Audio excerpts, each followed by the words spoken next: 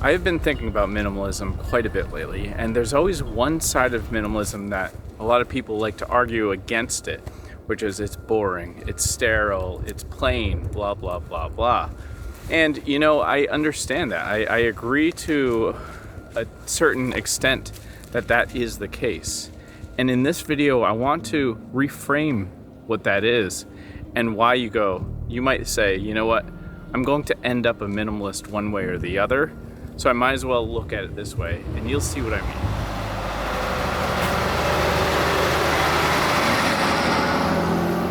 So let's just say you're building something, you're not really sure what you're doing. You put a bunch of parts together, you cut things up and you put them together, and then you look at it and you're like, I guess this has to be a little shorter, a little longer. Now I need this thing to fix.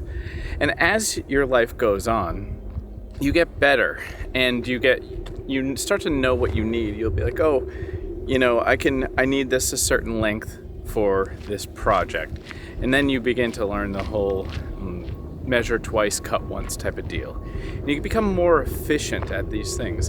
And then you get to anticipate those problems that you don't even have to measure twice and cut once.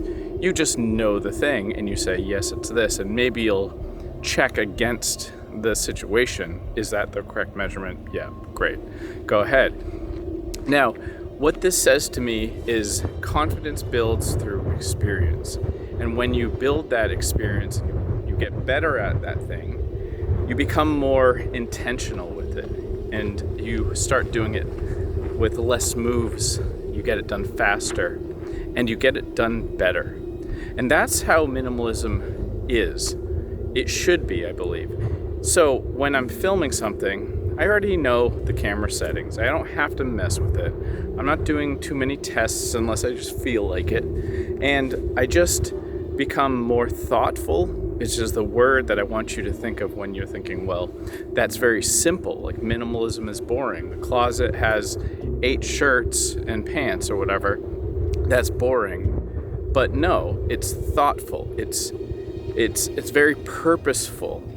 And it's already predetermined, pre-measured. All of the mistakes have happened. So you will become a minimalist in that way, where you will become more thoughtful as you age. You will become more purposeful in the skills, and you will have more efficiencies in the things that you do. So if you are becoming good at something, in my opinion, you become more minimalist. And then if somebody comes around and says, well, that's boring, your closet's boring. Like, no, it's not. It's not boring at all. It's done correct. Same with somebody, say you're building some stairs to a patio, and they're like, oh, I watched you work. It's really boring. You just do the thing. You just cut it. And it's like understating the expertise that it takes to get there. So when I think of minimalism, I think of it that way. I think of it as it's exciting to see less done. I see behind the curtain when something is done so swiftly and it looks so easy that it's almost as if there's no thought and it's completely barren of any meaning. But we know that actually behind everything that is thoughtful and purposeful and efficient is years of expertise and thought and trial and error. Now, you can learn from other people to make it more efficient and skip the line, getting blueprints or seeing tricks for people's closets. But in the end, you'll end up injecting your own thought into everything, and it will be much more yours, and it will be alive with that beauty of thought. All right, that's it. Cheers.